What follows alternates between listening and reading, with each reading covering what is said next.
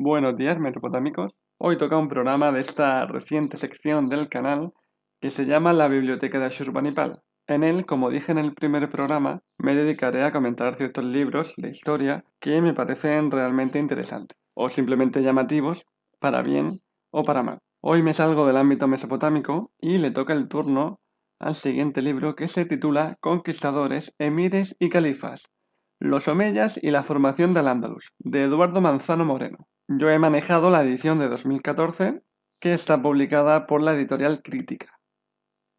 Eduardo Manzano Moreno, para quien no lo sepa, es un autor y un investigador pues ya con una muy buena trayectoria, que está especializado, como ya habréis supuesto, en la historia del Andalus. Ya sabéis, ese territorio que durante varios siglos, dentro siempre de la Edad Media, que fue dominado por árabes y musulmanes en la península ibérica.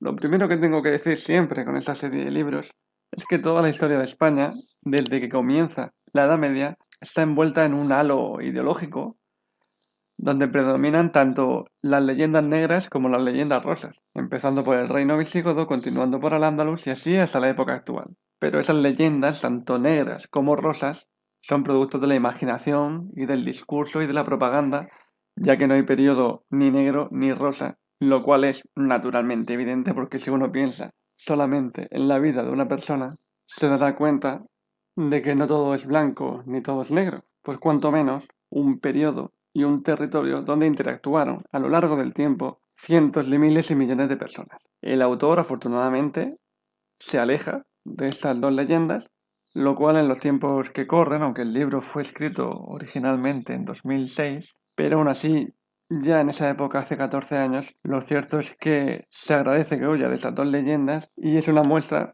de que como mínimo es un historiador decente, ya que lo mínimo que se le debe pedir a un historiador es el rigor y huir de todas estas leyendas y de toda esta propaganda y toda esta publicidad. Lo siguiente que hay que decir de este libro es que no es una historia política de Al-Ándalus al uso. Cuando digo que no es una historia política de Al-Ándalus al uso, me refiero a que no es un manual que esté estructurando los gobiernos. Pues primero llegó Abderramán I, después fue Al-Hakam, etc., ¿no? Y así describiendo o narrando una sucesión de gobernantes y el periodo del cual fueron protagonistas. No, este libro no está así de esta forma esquematizado. No solo no está esquematizado de esa forma, sino que la lectura de este libro da por hecho que se tiene ya un conocimiento previo básico de Al-Ándalus. Y por eso es recomendable, si se va a leer este libro, es recomendable adquirir dicho conocimiento previo. No hace falta un conocimiento muy profundo, simplemente para no perderte, porque como va dando vueltas a lo largo del hilo central, pues a lo mejor te pone un ejemplo de Almanzor, te pone un ejemplo de Yusuf al-Fihri, y después te salta un ejemplo de Abderramán II. Entonces, claro, para no perderse con todos estos nombres, es altamente recomendable tener más o menos un esquema mental de la sucesión de los diferentes gobernantes a partir de la conquista árabe musulmana de la península ibérica. Lo cierto es que tampoco, bueno, hay muchos manuales, hay muchos libros donde te describen detalladamente este proceso, pero lo cierto es que con tener Wikipedia al lado, con la sucesión de los gobernantes o alguna imagen que se pueda encontrar teclando por Google gobernadores de Al-Ándalus, uno lo puede llevar así bastante bien. Quiero decir que no hace falta un conocimiento profundo, sino más o menos un esquema básico, una estructura básica de los sucesivos gobiernos del Andalus hasta la caída del califato, ya que este libro, como bien dice el título, no va más allá del final del califato omeya del Andalus. El título principal, aunque pueda sonar pomposo, conquistadores, emires y califas, lo cierto es que es altamente descriptivo. Es extraño porque muchas veces cuando se ponen títulos de esta categoría no suele siempre ser tan descriptivo, pero es que lo cierto es que este libro se divide además en tres capítulos. El primero se llama Conquistadores, el segundo Emires y el tercero Califas. Y es que no existe mejor forma de describir este libro que con el título que se le ha puesto, lo cual pues no deja de ser una maravilla, aunque obviamente no lo más interesante del libro en sí. Lo más interesante del libro es su contenido, del que ahora paso a hablar. No me voy a entretener mucho porque lo ideal es que la gente a la que le interese lo lea porque es un libro magnífico, ya lo adelanto, pero lo cierto es que es un libro que rompe muchos mitos, muchos mitos. Es un libro de esos de historia que tienen una profundidad política tremenda que solo puede hacer alguien que de verdad comprenda y tenga un conocimiento tremendo de ese periodo, tras la investigación de muchos años del mismo. ¿Y cuál es la temática central de ese libro? Pues en realidad una. Se trata de cómo los conquistadores, cómo Al-Ándalus intenta echar raíces en la península ibérica. Digo intenta echar porque algunas raíces de verdad se asientan, pero otras no. Y el problema que tienen para lanzar esas raíces, sean las que se asienten o las que no. Empieza, como es natural, con los conquistadores, narrando cómo en unos pocos años se ocupa prácticamente y de forma exitosa toda la península ibérica, lo cual demuestra la fragilidad y lo poco asentado y la poca legitimidad que tenía el reino visigodo dentro de la península ibérica, y cómo esos conquistadores, para sentarse en el poder, también van llegando a una serie de pactos. Una serie de pactos con diferentes élites locales. Los dos pactos más famosos es con el conde Teodomiro, en Orihuela, y con lo que luego se conocerá como la familia de los Banu Qasi, allí por las tierras de lo que hoy es Navarra. Estos pactos y el devenir histórico propio de esta reciente conquista desembocará varias tensiones que culminarán en varios conflictos.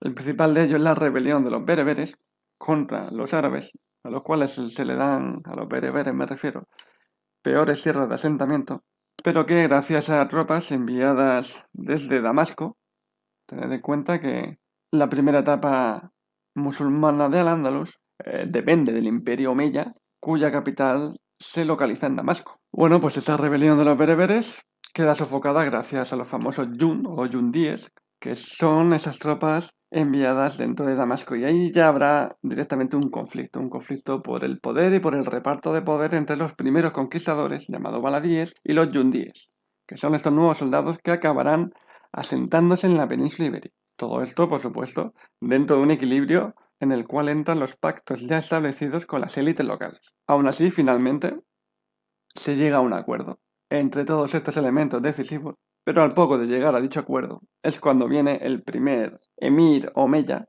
de Al-Ándalus, de Córdoba, Abderramán I, que huía de la matanza que se hizo en Damasco, dando fin a la dinastía omeya del imperio musulmán y comenzando el imperio abasí. Llega Abderramán, que precisamente gracias al apoyo decisivo de muchos de estas tropas que vinieron originalmente de Damasco, llamadas Yundíes, consigue alzarse con el poder en Al-Ándalus, inaugurando el Emirato Independiente de Córdoba. Es decir, en este mismo momento, Al-Ándalus es independiente del califato musulmán, con capital ahora en Bagdad.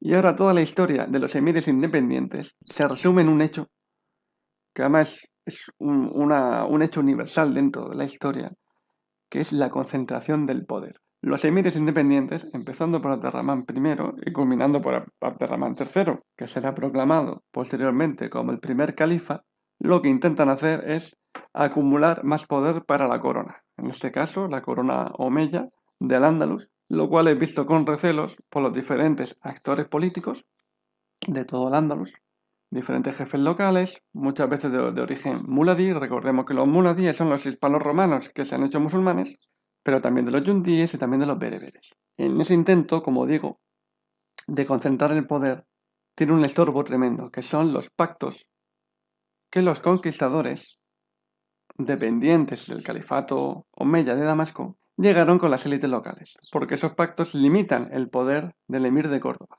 Entonces, para concentrar dicho poder, para acumular mayor poder, el emir se va a ver obligado a romper muchos de esos pactos. De ahí que todo el siglo IX en Al-Ándalus esté repleto de rebeliones, casi siempre, aunque no siempre, pero casi siempre, protagonizada por muladíes. No por nada, sino porque, claro, le está faltando a la palabra que los conquistadores dieron pues, a sus ancestros, a sus padres, abuelos o tatarabuelos, según el caso. Y cada emir tratará de lidiar con estas rebeliones o con este intento de concentrar el poder a su forma. Por ejemplo, Abderramán II, aunque tiene muchas rebeliones en su contra, le da por fundar ciudades. De hecho, es el fundador de la ciudad, por ejemplo, de Murcia. La ciudad de Murcia la funda Abderramán II. ¿Por qué? Porque si en los pactos con las élites locales, en este caso con el conde Teodomiro, figura una serie de ciudades, Orihuela, Elche, Lorca, etc., si funda una ciudad nueva, esa ciudad nueva ya no está sujeta al pacto que se firmó en su momento con el conde Teodomiro, Por tanto, el emir puede imponer una serie de tributaciones o puede decidir quién va a mandar en esa ciudad. El emir va a tener un control mucho más directo de esa ciudad porque es de nueva fundación que de aquellas ciudades a las cuales se le otorgaba cierta autonomía de acuerdo a los pactos firmados inicialmente por los conquistadores de la península ibérica. Aún así, esto no será suficiente. Al mismo tiempo provocará muchas más rebeliones, insisto, en un principio especialmente muladíes, que amenazaron con desintegrar el emirato por completo. De hecho, ahí llegamos al emir Abderramán III, que tanto al inicio de su gobierno como más bien ya durante el gobierno de su predecesor Abdalá, realmente el emir controlaba muy pocas zonas de Al-Ándalus. Controlaba lo que es la periferia de Córdoba y la ciudad de Córdoba, por supuesto, y algunas zonas de Andalucía, pero tenía la mayor parte de las zonas de Al-Ándalus rebeldes contra el poder de la corona. Gracias a la labor de Abdalá y posteriormente de Abderramán III, fue reconquistando poco a poco todos los territorios de Al-Ándalus, muchas veces por las armas y otras veces por pactos. Así finalmente este emir fue imponiendo su autoridad, fue reformulando o desechando y olvidando los pactos inicialmente firmados por los conquistadores con la población local. Gracias a estos nuevos pactos o gracias al aplastamiento militar de sus enemigos, concentrando una cantidad de poder como ningún emir lo había tenido anteriormente. Y por todo ello y por la presencia de un nuevo califato en el norte de África, el califato fatimí, pues él decide proclamarse como califa. Tenemos así al primer califa de Córdoba, al primer califa de Al-Ándalus, de la dinastía omeya, obviamente.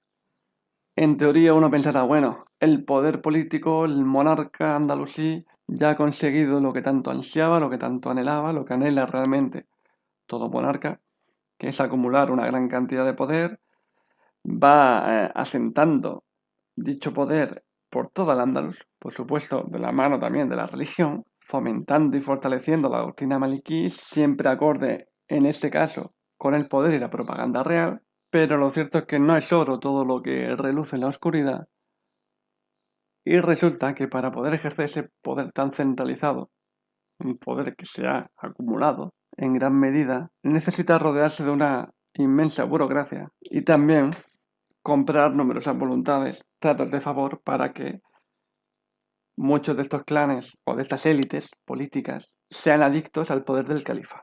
Y es que el problema que tenemos cuando el poder se acumula demasiado en un solo soberano, que es lo que pasaba, por ejemplo, en las monarquías mesopotámicas, la monarquía egipcia o la monarquía persa y posteriormente helenísticas, tenemos que la lucha por el poder, que es inevitable, se traslada, en este caso, de la periferia a la corte. Aquí es cuando más que nunca el monarca tiene a sus enemigos, o a sus potenciales enemigos, mejor dicho, muy cerca. Pues este es el caldo de cultivo perfecto para las conjugas palaciegas. Tenemos otro actor político que podría discutirle el poder al califa, que son esos yundíes, esos soldados mandados originalmente por Damasco, que se asentaron en la península ibérica y que hacían las veces de ejército regular o más o menos regular, pero que se asentaban en la tierra como si fueran feudos en ciertos lugares, cada yundí o cada grupo de yundíes en una zona específica de la península ibérica, y que por sí mismo suponían una amenaza, podrían suponer, mejor dicho, de forma potencial, una amenaza militar. Para ello, ya desde Abderramán I, a pesar de que había obtenido el apoyo de muchos de estos jefes yundíes, se rodeó de un ejército personal, un ejército dependiente única y exclusivamente del monarca. Todo esto, cada sucesor, cada emir, procuró aumentar este ejército, que sea únicamente dependiente de este monarca, pero cuando llega el califato, eso se incrementa a un nivel descomunal. Estas tropas, este ejército dependiente directamente del monarca, está formado, claro está, por mercenarios. Muchos de ellos del norte de Europa, incluso procedentes del norte de la península ibérica, del norte de Europa, llamados eslavos, aunque en su origen no siempre es estrictamente hablando eslavo.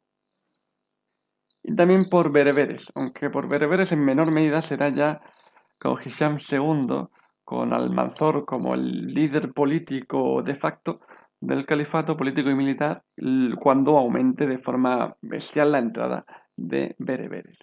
De este modo, tras la muerte de Al-Hakam II, que es el califa sucesor de Abderramán III, Almanzor no tardará demasiado en alzarse con el poder, en convertirse en el líder político y militar del califato, mientras que a Hisham II, que es el califa, el hijo del Hakam II, quedará relegado pues en como un poder teórico, pero más bien religioso, concentrado en tareas religiosas y siempre encerrado en su palacio. Almanzor aumentará, como acabo de decir, la entrada de mercenarios bereberes, a los que él había visto luchar ya, gracias a algunas campañas que tuvo allí con el general Ghalib en tiempos de Al-Hakam II, y viendo la fiereza de estos guerreros, y que eran muy buenos guerreros, decidió simplemente contratar en una cantidad ingente a muchos de estos soldados, que al final dependerían sobre todo del propio Almanzor. Cuidado, no del califa, sino del propio Almanzor. Tenemos ya aquí, por tanto, un montón de tensiones internas dentro de la élite política. Es decir, dentro, de forma muy cercana a la corte. Por un lado tenemos a Almanzor y sus mercenarios bereberes. Pero por otro lado tenemos a los mercenarios eslavos que eran más afines al califa, en este caso a Hisham II, y que decían, ¿por qué Hisham II no gobierna? Debe gobernar él. Recordar que califa o jalifa es una palabra que significa sucesor, en este caso sucesor de Mahoma. Mahoma no solo fue un líder religioso, fue un caudillo militar y un líder político. Por tanto, todo buen jalifa, todo buen califa, debe ser el líder de esas tres esferas, religiosa, política y militar, no solo la religiosa. Tenemos dos bandos, no directamente enfrentados desde el principio, simplemente son tensiones que hay en ese momento. Uno, el de Almanzor, actuando como primer ministro de facto, y con sus bereberes. Tenemos a los eslavos que están con Hisham II y con varios miembros de la familia Omeya, que dice, bueno, si Hisham II no puede gobernar porque está incapacitado, porque es lo que de algún modo dejaba entrever al Almanzor, dice, pues que se suceda a otro, pero de la dinastía Omeya, porque la dinastía Omeya pueden ser califas y tienen que gobernar. Y por otro lado tenemos a los yundíes, a los cuales Almanzor directamente, si ya se le estaba vaciando de poder poco a poco durante los diferentes gobiernos de los emires y sobre todo cuando se inaugura el califato, Almanzor le da el golpe más fuerte y más definitivo a los yundíes, no que termina por eliminarlos, pero los deja como una tropa militar completamente accesoria para así contar de forma casi exclusiva, o mejor dicho, como cuerpo de militar principal a sus bereberes. Estos yundíes, por tanto, son conscientes de la pérdida de estatus que tienen, de su pérdida de poder, y también están ampliamente descontentos con Almanzor. Pero claro, Almanzor parece que lo hace todo bien, parece que no pierde ninguna batalla, gestiona el califato con mano de hierro, parece que no hay tantos derroches como había en los gobiernos de sus predecesores, pero a su muerte le sucede su hijo como líder político y militar, que ya no tiene el mismo empuje que tenía Almanzor, aunque tiene buenos resultados contra los reinos cristianos del norte, pero muere al poco tiempo. Además, seguramente murió debido a una conjura palaciega. Gobernó solo durante 6 años, entonces por tanto le sucede en el puesto su hermano. Pero este nuevo hermano no tiene el mismo talento que el recientemente fallecido y ni mucho menos tendrá el que tuvo en su día Almanzor. Todo se le escapará en las manos hasta se atrevió a proclamarse califa, que es algo que ni siquiera Almanzor decidió hacer, aunque seguramente se le pasaría por la cabeza. Y este fue el detonante que hizo estallar todas las tensiones que ya había de forma interna, porque tocó la base de la monarquía andalusí, que es la dinastía, en este caso la dinastía Omeya, que no es una dinastía cualquiera, es una dinastía que puede formar califas, porque no cualquiera puede ser califa, al menos no en el Islam suní, que es el Islam de Al-Ándalus, solo unas cuantas familias o los descendientes de unas cuantas tribus tenían el derecho de poder proclamarse califa dentro del Islam suní y la dinastía Omeya era una de esas. Es decir, tocó literalmente lo más sagrado que se podía tocar este hijo de Almanzor llamado Sanchuelo, Abderramán Sanchuelo. Todas las tensiones que se habían generado en esa corte estallaron, volaron en 1000 pedazos y crearon un enfrentamiento entre bereberes leales a unos, eslavos leales a otros, los poderes locales con sus diferentes jefes yundíes, oportunistas de todo tipo en diferentes localidades, lo cual desencadena en la fragmentación, la desintegración del califato andalusí y llegaría a los primeros reinos de taifas y el comienzo de la decadencia y del ocaso, al menos político y militar, de Al-Ándalus. Todo esto, como digo, está perfectamente explicado y mucho más desarrollado como es normal y mucho mejor explicado en este precioso libro llamado Conquistadores, Emires y Califas, los Omeyas y la formación de Al-Ándalus de Eduardo Manzano Moreno. Yo lo recomiendo encarecidamente Es una muy buena lectura, alrededor de 500 páginas, pero se lee muy bien. Además está muy bien escrito y se lee con facilidad, no es espeso, como otras muchas lecturas que a veces, aunque tengan un contenido muy importante y muy interesante, sí que resulta espeso, por lo tanto más difícil de leer. No es el caso. Combina muy bien profundidad, talento y fácil lectura. Desde luego, cualquiera al que le interese la historia del Andaluz debe leer este libro, porque además rompe muchos mitos, ¿no? Muchas veces se explica esa inestabilidad interna del Andaluz, se simplifica, ¿no? Dice, bueno, es que son tribus y clanes que se pelean entre ellos, ¿no? Los bereberes de forma racial, ¿no? Bereberes contra árabes y contra muladíes, etcétera. Evidentemente existían tensiones del estilo, pero lo cierto es que no se ajusta para nada a la realidad y se explica mucho mejor todos estos conflictos si lo vemos desde la perspectiva del poder, de la acumulación del poder del juego, del poder del monarca intentando acumular más poder y del resto de élites políticas, tanto muladíes como bereberes como árabes, intentando no perder su poder ni su privilegio en favor de un monarca que los quiere convertir en mera decoración. De hecho, en casi todos estos conflictos que se dice, bueno, es que los bereberes iban con los árabes, y bueno, pero el monarca tiene bereberes también ahí consigo. Y hay muchos árabes que se unen a esos bereberes, por tanto, no se puede simplificar de esa forma. Es decir, se puede simplificar, pero estaremos cayendo en el error. Con esto me despido, así que muchas gracias por su atención.